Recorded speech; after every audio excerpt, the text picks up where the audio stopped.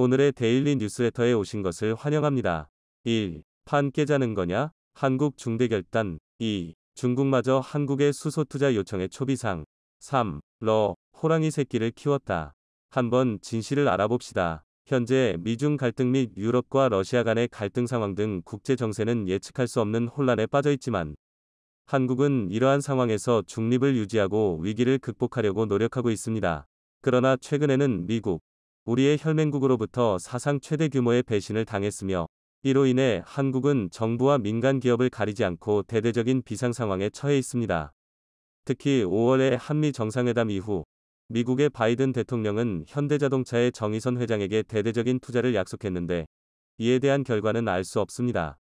불과 3개월 만에 한국산 전기차와 자동차 기업들을 겨냥한 인플레이션 감축 법안인 일명 IRA 법안을 통과시키며 그동안 미국과 바이든 대통령을 믿었던 한국을 완전히 배신하는 행동을 보였습니다. 이런 상황에 현대자동차그룹 정의선 회장은 상황 파악과 대책 마련을 위해 즉각 미국으로 출국했으며 우리나라 산업통상자원부와 외교부는 물론 관련 정부 인사들이 긴급히 미국행 비행기에 오르는 등 비상사태에 돌입했습니다.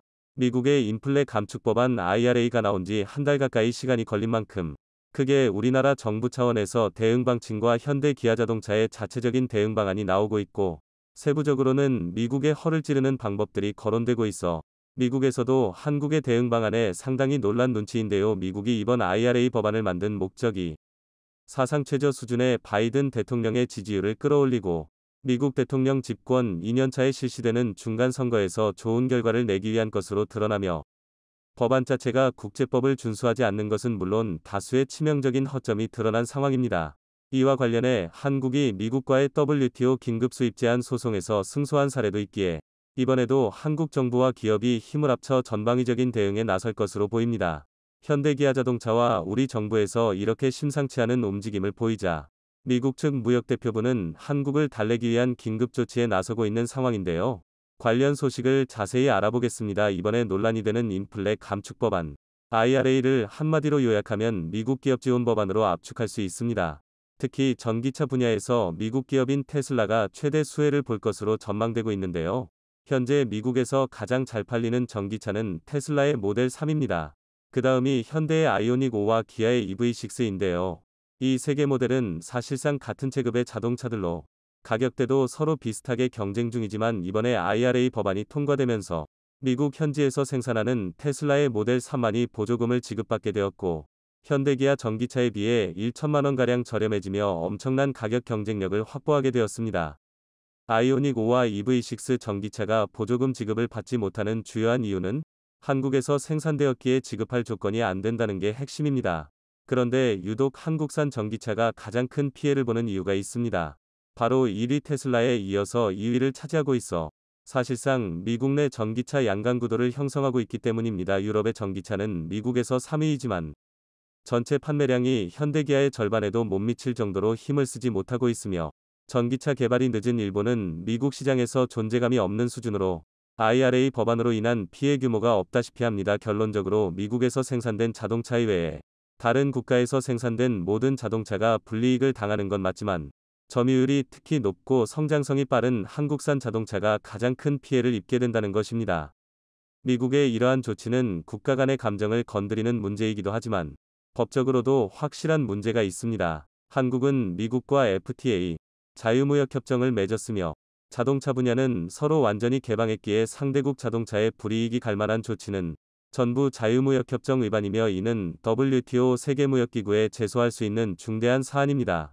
실제로 지금은 전기차 분야가 문제되고 있지만 얼마 전엔 한국산 가전제품이 미국산 가전을 초토화시켜 미국에선 한국산 세탁기에 지금과 비슷한 불이익을 주었고 4년 전 한국은 세탁기와 관련해 세계무역기구 WTO에 제소를 하게 됩니다. 그 결과 2022년 올해 2월 한국이 미국과의 법정 다툼에서 승소하며 무역 분쟁이 해결되었는데요.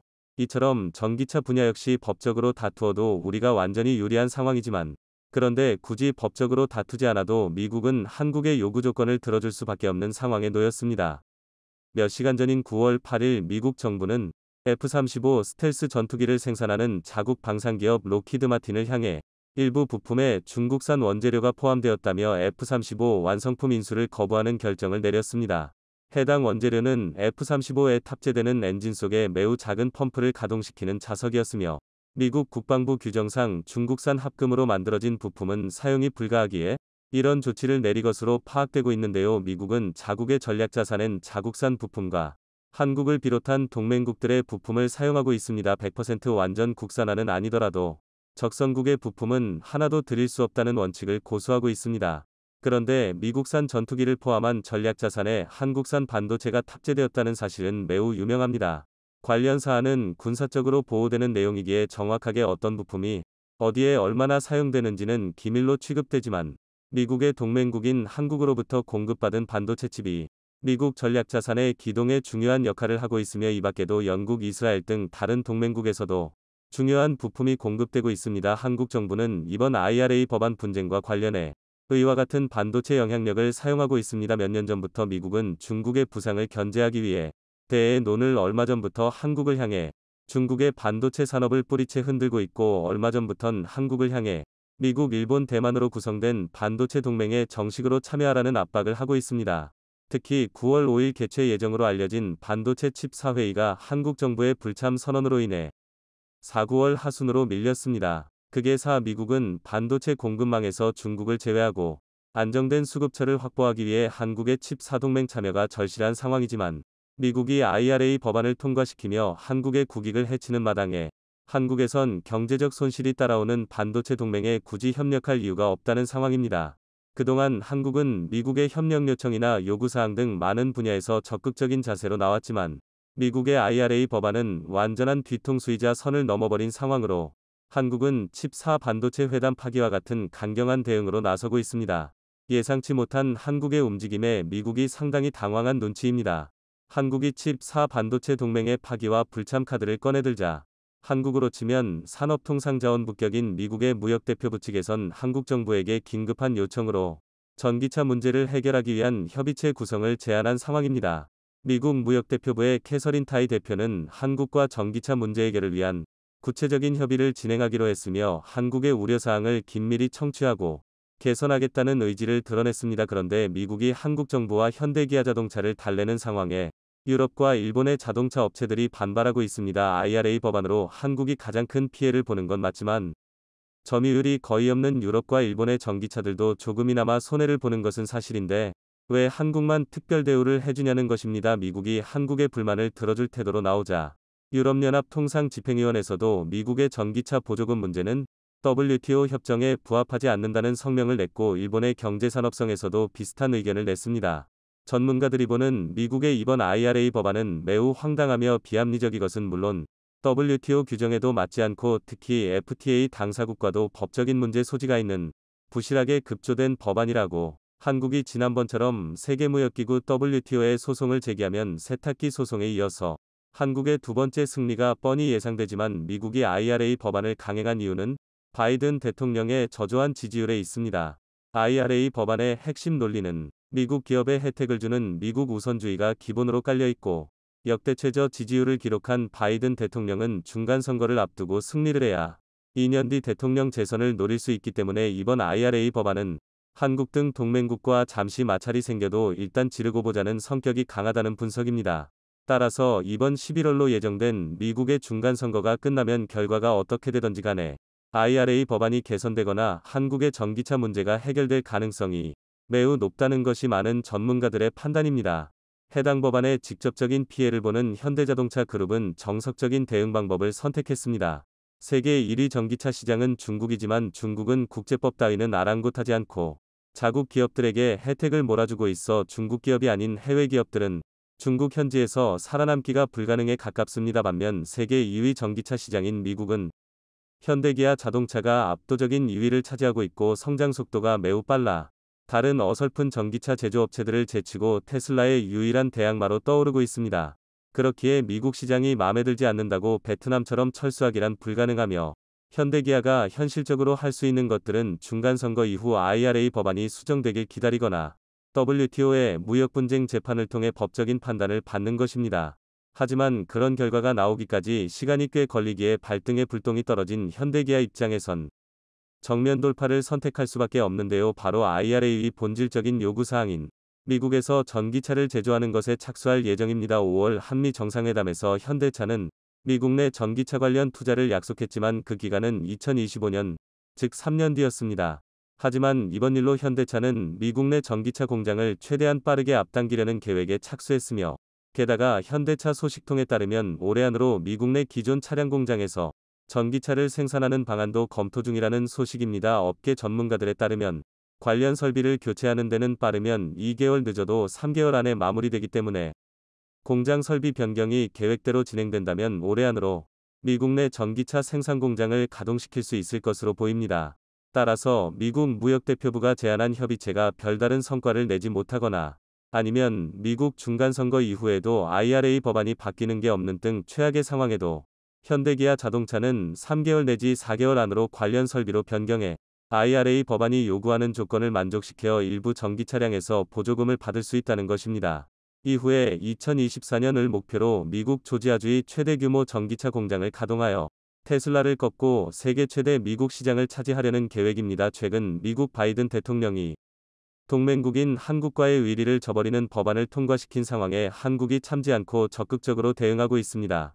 최근 글로벌 인플레이션이 더욱 커지는 가운데 전 세계 기준금리 역할을 하는 미국 금리마저 끝을 모르고 계속해서 상승하고 있습니다. 미국의 금리가 올라갈수록 우리나라를 비롯한 신흥국들의 경제뿐 아니라 미국 이외의 모든 국가들의 경제가 어려워지는 것이 현실입니다. 이렇게 경제가 어려운 상황 속에 우리나라는 다방면에서 위기를 맞이하고 있는데요. 특히 요즘 대한민국 경제에 가장 직접적인 영향을 주는 것으로 보이는 미국의 IRA 인플레이션 감축 법안이 대표적입니다.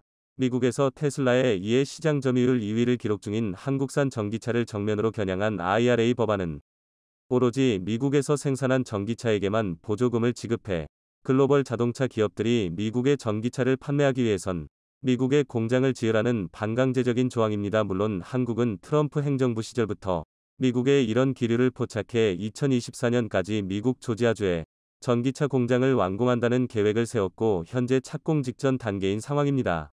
하지만 미국은 한국으로부터 수십조 원의 투자를 받아놓고서 그 2년을 기다리지 못해 보조금 지급을 철회한다는 등 동맹국이자 투자국에 대한 쌀쌀맞은 대우를 하고 있는데요. 바이든 행정부가 이렇게까지 하는 이유는 11월로 다가온 미국 중간선거에서 의미 있는 결과를 내어야 대통령 재선이 가능하기 때문입니다. 그런데 바이든 대통령이 한국을 방문해 정상회담을 진행하면서 삼성과 현대기아는 물론 배터리 3사의 미국 투자까지 미래 산업을 싹쓸이해갔지만 한국에 대한 대우는 사실상 중국과 비슷하거나 어떻게 보면 중국만도 못한 상황인데요.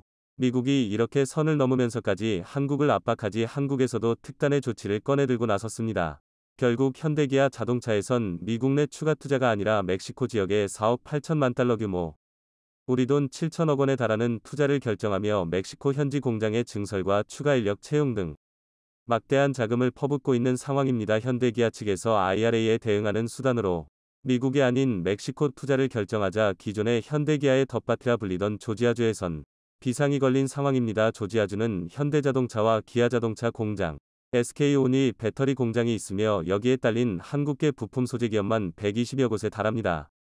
조지아주는 사실상 한국 기업의 미국 캠프 수준이며 한국 기업을 통해 직간접적으로 경제활동을 하는 조지아주의 시민들은 20만 명에 달하는 것으로 추산되고 있을 정도로 한국에 대한 경제적 의존도가 높은 상황입니다. 그런데 이런 조지아주가 최근 바이든 행정부의 결정에 지역 일자리 수천 개와 직간접 고용효과 수만 개를 날리게 될 상황에 놓였습니다. 뿐만 아니라 한국 기업이 미국에서 고전하는 것을 눈치채 중국은 발빠르게 한국의 현대기아 자동차를 향해 수소기술 협력과 투자를 요청하고 있는 상황입니다. 관련 소식을 자세히 알아보겠습니다. 기아자동차의 모자를 쓴 외국인 남성이 카메라 앞에서 이야기를 시작했습니다. 그는 멕시코 누에보레온주의 주지사 사무엘 가르시아인데요. 이번에 누에보레온의 기아자동차 공장에서 4억 8천만 달러, 우리 돈 7천억가량을 추가 투자해 공장 생산 라인을 새롭게 늘리고 수천 명의 일자리를 창출합니다. 현재 누에보레온주의 기아차 공장은 평균 54초마다 한 개의 자동차가 만들어지며 이렇게 만들어진 자동차들은 전 세계 45개국으로 수출되고 있습니다. 그 중에서도 가장 큰 수출 비중을 차지하는 곳은 멕시코와 국경을 맞대고 있는 미국인데요. 현대기아가 멕시코의 공장 증설을 결정한 이유가 있습니다.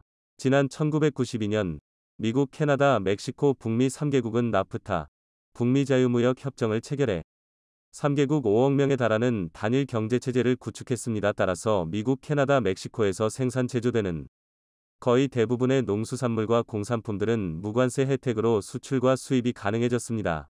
그 결과 멕시코는 저렴한 노동력으로 미국 시장에 무관세로 수출이 가능한 국가가 되어 많은 글로벌 기업들의 투자를 받고 있습니다. 특히 이번 IRA 법안에도 미국 정부의 전기차 보조금을 받기 위해선 미국에서 전기차를 조립하지 않더라도 멕시코와 캐나다 등 북미 3국에서 조립만 하면 전기차 보조금을 받을 수 있다는 것입니다.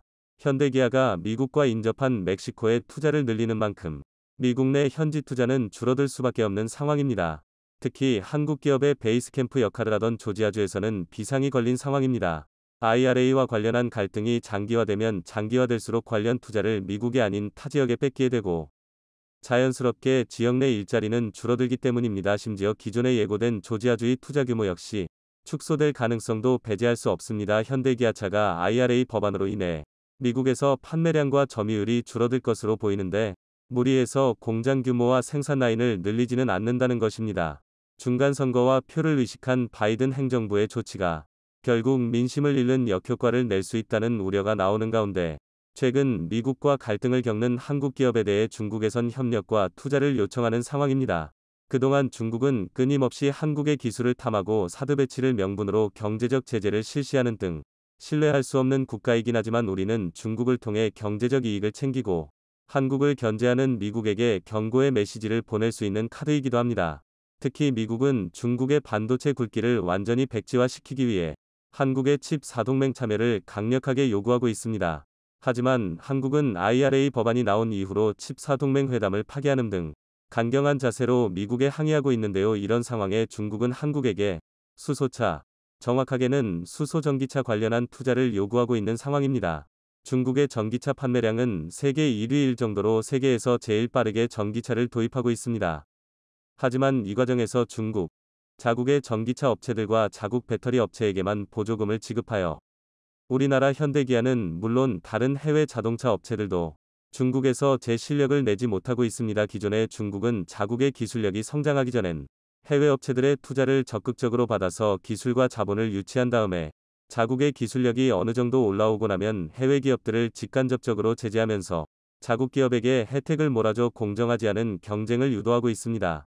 그 결과 중국의 자동차 판매 통계는 글로벌 자동차 통계에서 따로 집계할 정도로 불공정한 시장인 상황인데요. 그럼에도 불구하고 중국의 시장이 워낙 크기에 많은 글로벌 자동차 업체들이 중국에 진출하고 있습니다.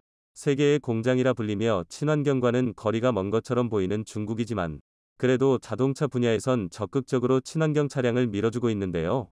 여기엔 여러 가지 분석이 존재합니다. 물론 세계적인 대기오염을 자랑하는 중국이 환경오염을 줄이려는 목적도 있겠지만 친환경차, 특히 전기차에 탑재되는 배터리는 전기차 원가의 40%를 차지할 정도로 자동차 역사상 가장 비싼 부품입니다.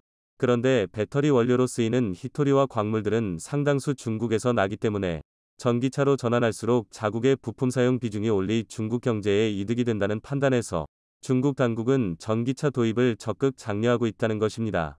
하지만 전기차의 한계점이 명확해진 지금 중국은 새로운 대안을 찾고 있습니다.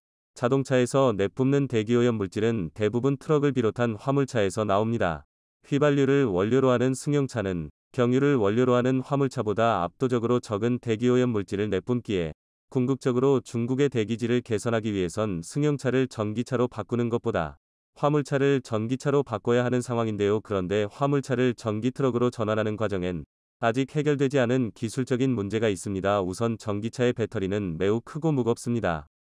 흔히 소나타와 K5 등 2000세제곱센티미터 배기량을 가진 차량의 공차 중량은 1400kg 즉 1.4톤 수준이지만 아이오닉 5를 비롯한 대부분의 전기차는 공차 중량이 2000kg, 2톤에 가까운 무게를 자랑합니다. 눈에 띄지 않지만 배터리가 매우 크고 무겁기에 트럭에 배터리를 적용할 경우 무게가 너무 무거워져 화물 적재량이 감소할 뿐 아니라 배터리 부피로 인해서도 화물의 적재량이 감소합니다. 그리고 무엇보다 충전 시간이 해결되지 않았습니다. 장거리 화물차의 경우 많으면 하루 600km도 운행하는데 기름이 없을 경우엔 5분 내로 주유하고 출발이 가능하지만 전기 화물차의 경우 현재 기술로는 반나절가량 충전해야 400km를 주행할까 말까한 수준입니다. 즉 생업의 수단으로 장거리 전기 트럭은 현실적으로 불가능한 수준입니다. 따라서 자동차 전문가들은 미래의 승용차들은 대부분 전기차로 바꿀 것이고 미래의 화물차들은 대부분 수소차가 될 것으로 전망하고 있습니다. 그런데 수소트럭의 기술은 현대가 세계 1위이며 세계 최초 수소트럭을 상용화하여 이미 스위스로 수출까지 해 현재도 안정적으로 운행 중입니다. 수소트럭은 하루 종일 충전해야 되는 전기트럭과 다르게 평범한 트럭처럼 10분 내로 수소 충전이 가능한 장점이 있으며 주행 가는 거리와 화물 적재량에서도 기존 트럭들고 큰 차이가 없는 장점을 가지고 있습니다. 따라서 중국은 현대차의 수소 기술에 주목하며 자국 내 투자를 권유하고 있습니다. 이에 현대차는 수소 차량 넥소를 2022년대로 중국에 출시한다는 입장이고 광저우에 수소 연료전지 시스템 생산기지 건설을 본격화했습니다. 빠르게 친환경 차량을 도입하는 중국의 수소차 시장을 현대 측에서 선점하겠다는 입장입니다. 전기차의 구조는 배터리와 모터로 이루어져 구조가 매우 간단하고 부품수도 적어 누구나 시장에 진출할 수 있는 분야입니다. 베트남마저 전기차 생산에 뛰어들 정도로 쉬운 분야인데요. 반면 수소차 시장은 아무나 시작할 수 없는 기술력의 끝판왕이라 불리는 분야입니다. 현대는 이 분야 선두를 달리고 있으며 대부분의 생산 시스템을 국산화하는 데 성공해 해외 의존도도 낮춘 것이 장점입니다. 유일하게 우려되는 점이 있다면 중국으로 수소 기술이 유출될 수도 있다는 것입니다. 하지만 핵심 기술은 한국에서 보존을 하고 중국 공장에서 생산 조립만 한다면 기술 유출을 최소화할 수 있습니다. 마치 삼성전자의 핵심 공장과 기술은 한국에 있지만 중국에서도 일부 생산을 이어나가는 것처럼 말이죠. 최근 세계 각지에서 자국 우선주의로 많은 일자리와 경제적 가치를 창출하는 글로벌 기업들을 유치하려는 가운데 한국의 기업들이 인기를 얻고 있습니다. 그런데 이런 분위기에서 손해를 보기보단 한국 기업의 가치를 더욱 인정해주는 곳으로 투자의 방향을 늘려야 할 것입니다. 최근 러시아 태평양 함대가 움직이기 시작했습니다.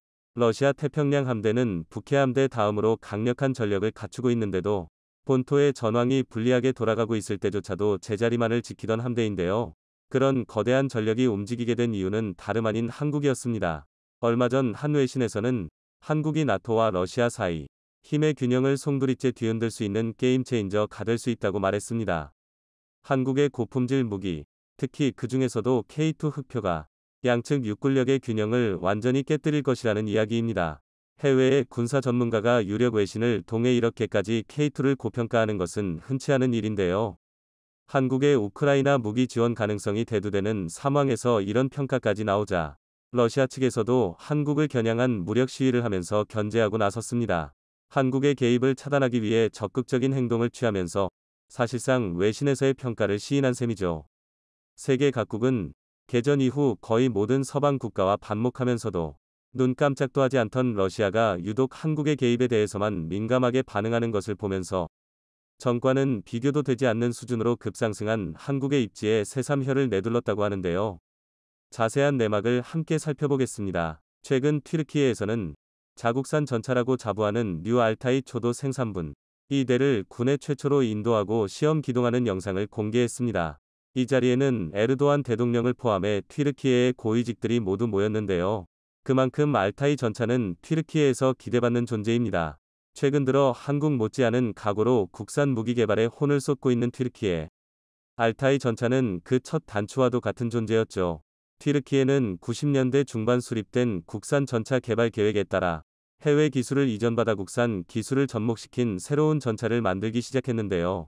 마치 과거 한국이 미국 전차 기술을 이전받아 K1 전차를 설계한 것과 비슷한 방식입니다.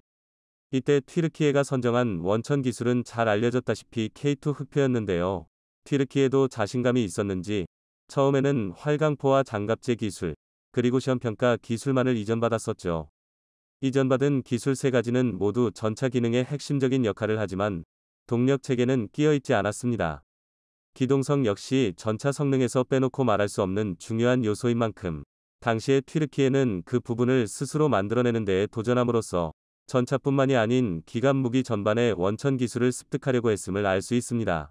실제로 2014년 개발 당시에는 전체 기술 중에서 한국산 기술은 50% 미만이었고 이대로라면 튀르키예가 나쁘지 않은 수준의 합작 전차를 만들어낼 수 있을 것 같았습니다.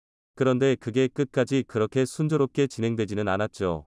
알타이 전차의 마지막 프로토타입이 완성된 2015년에는 갑자기 한국산 기술의 비중이 60% 이상으로 뛰어올랐던 것입니다. 이때 추가적으로 이전됐을 것으로 예상되는 기술에는 현수장치, 자동 식별 및 자동 추적, 피하 식별 장치, 방사능 차폐 라이너 등 K2가 특히 자랑하는 기술들이 포함되어 있습니다. 여기에 현수장치가 포함되어 있다는 점, 그리고 길고 길었던 파워팩 선정 문제에서 미루어 보아 튀르키예는 동력 개동 개발이라는 도전에 실패한 것으로 여겨졌습니다. 결과적으로 알타이의 마지막 프로토타입이 모습을 드러낸 뒤로 작년까지도 본격적인 양산에 들어가지 못했죠. 이번에 모습을 드러낸 양산기인 뉴알타이는 결국 파워팩을 한국산으로 달기로 했는데요. 덕분에 올해 초 마침내 양산이 시작되었고 그 결과물이 이번에 공개된 영상인 것입니다. 다만 이미 국산 부품의 비중이 너무 적어서 자국산이라고 자랑하기에는 조금 부끄러운 물건이 된 것이 문제였습니다. 엔진, 변속기, 포, 장갑이 전부 한국산인데 이걸 더 이상 튀르키예산이라고 말할 수 있느냐는 것이죠. 그래서 공개된 영상에 대한 반응은 반반으로 갈리고 있는데요. 한편엔 그저 자국산 무기가 생겼다며 좋아하는 사람들이 있는가 하면 다른 한편에는 결국 K2와 다를 것이 없는 무기를 돈 주고 사온 셈인데 거기에 20년을 넘게 끄텄다는 점을 지적하는 사람들이 있었습니다. 튀르키예에서 이렇게 의견의 반목이 일어나고 있을 때 한국 입장에서는 이 상황을 흥미롭게 지켜보고 있는데요. 그도 그럴 것이 한국은 이득 볼 일밖에 없기 때문입니다. 튀르키예가 구매해서 장착한 파워팩은 머자나 원판인 K2에도 탑재될 예정인 신제품입니다. 이 한국산 파워팩은 한국에서의 시험평가를 통과하면서 실물에 탑재되기만을 기다리고 있는 상황인데요. 그에 앞서서 튀르키예가 이걸 사다가 알타이에 달겠다고 밝히면서 파워팩이 K2에 탑재되어 제대로 작동할지 확인해 볼 수 있는 테스트를 튀르키예가 대신 해주게 된 셈이기 때문입니다. 수출의 형태로 튀르키예로 갔기 때문에 한국은 돈을 받고 K2 파워팩을 테스트해 볼 수 있게 된 것이죠. 만약 내년까지 이어지는 뉴 알타이의 테스트에서 파워팩이 별다른 문제를 일으키지 않는다면 국내에서 사용되는 K2에 이 파워팩이 탑재될 뿐만 아니라 부품 단위의 수출에도 힘을 거둘 수 있게 됩니다.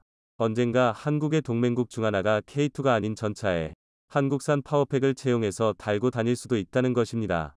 파워팩을 생산하는 HD 현대인프라코어 관계자는 전차 엔진을 조금만 변형하면 자주포 엔진, 함정용 엔진에도 활용할 수 있기 때문에 수십 년간 이어진 독일 엔진 종속에서 탈피할 수 있게 됐다고 말했습니다. 그의 말대로 지금까지의 K2들 포함해 수많은 전차의 심장은 독일산 파워팩이 차지하고 있었습니다. 국산 파워팩 정도의 가격과 성능이라면 독일산 파워팩의 독과점에서 벗어날 수 있는 돌파구가 되어준다는 것인데요. 이것으로 K2는 세계 최고 수준의 성능을 유지하면서 가장 핵심적인 부품까지 전부 국산화한 진짜 국산 무기로 다시 태어나게 되었습니다. 수출길을 막는 장애물이 사라지자 해외에서도 본격적으로 K2를 평가하기 시작했습니다. 지난 26일 미국의 동아시아 안보 전문가 B. 에이브럼스는 외교 전문지 더 디플로맷을 통해 한국의 K2가 유럽에서는 게임체인저로 러시아에서는 공포의 존재로 자리매김하게 될 것이라고 진단했습니다. 에이브럼스는 기고문에서 지난 3월 폴란드 육군이 배포한 사진은 한국산 K2 흑표 전차로 실탄 사격 연습을 하는 장면을 담았다며 이는 이 전차들이 작년 7월 주문한 지 물과 8개월이란 짧은 시간 안에 놀라운 속도로 실전 배치됐음을 보여준다 라고 말했습니다. 그는 한국의 방위산업 기반은 특히 육상장비 생산은 여러 척도로 봤을 때 나토군 호환 장비를 생산하는 국가 중에서 가장 건실하다며 이는 서방 세계의 전반적인 전투력에 매우 가치 있는 지점이라고 평가했는데요. 한국이 현재는 직접 우크라이나에 군수를자 지원을 하고 있지는 않지만 경쟁력 있는 한국 방위산업의 존재 자체가 서방국의 우크라이나 전력 지원 능력을 배가시키고 있다는 설명입니다. 실제로 폴란드는 K2 전차와 K9 자주포 등 최신형 한국산 무기를 구매함으로써 기존에 보유하고 있던 구소련산 및 독일산 구형 전차를 우크라이나에 제공할 수 있었습니다. 에이브럼스는 K2 전차 주문은 서방의 우크라이나 무장 지원 능력을 늘려준 하나의 사례에 불과하다며 더 최근 사례로는 이달 초 미국의 대규모 한국산 군수품 주문을 들 수 있을 것이라고 덧붙였습니다. 미국이 한국산 탄약을 대량 구매함으로써 미군이 비축해뒀던 기존 탄약을 나토군에 보낼 수 있었던 것을 말하는 것이죠. 이어서 에이브럼스는 우크라이나 전력 지원 능력 확대 외에도 K2 전차가 나토 군에 들어간 사실 자체가 더 큰 의미를 갖고 있다고 평가했습니다. 냉전 이후 서방과 러시아 모두 신형 전차의 개발을 위한 대규모 투자가 지지부진했는데 최신형 K2 전차의 신속한 나토 전력 투입 가능성이 판을 뒤흔들었기 때문입니다. 미국의 M1 에이브럼스, 독일의 레오파르트 2, 러시아의 T-72 등 현재 실전 배치된 장비들은 모두 현대전에 걸맞게 꾸준한 개량을 거쳤지만 그 기본이 되는 들은 개발 시점이 냉전 시기로 거슬러 올라갈 만큼 오래된 모델들입니다. 에이브럼스는 서방이 냉전 이후 새 전차에 대한 진지한 투자들 멈추자 러시아 역시 현실에 안주해왔다며 더 현대화된 한국산 전차가 나토 군에 대량으로 신속하게 도입된다는 것은 육상전에서의 힘의 균형을 무너뜨리는 것을 의미한다 라고 평가했습니다. 에이브럼스는 K2가 이끄는 K방산이 등장으로 독일 등 유럽 국가의 군수산업도 쇠퇴할 것이라고 예견했습니다.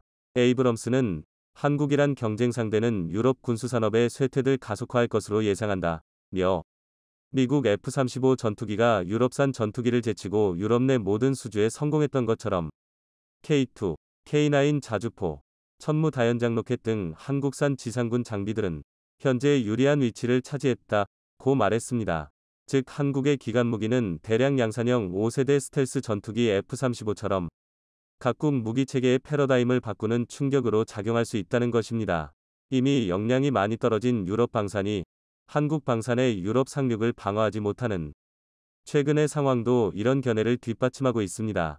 이런 상황에서 다음 시나리오는 두 가지 중 하나인데요. 나토군의 지상 무기체계를 한국이 독식하거나 어떻게든 개발 역량을 짜낸 유럽 방산이 한국 수준의 무기를 개발해내서 나토군에 공급하는 것입니다.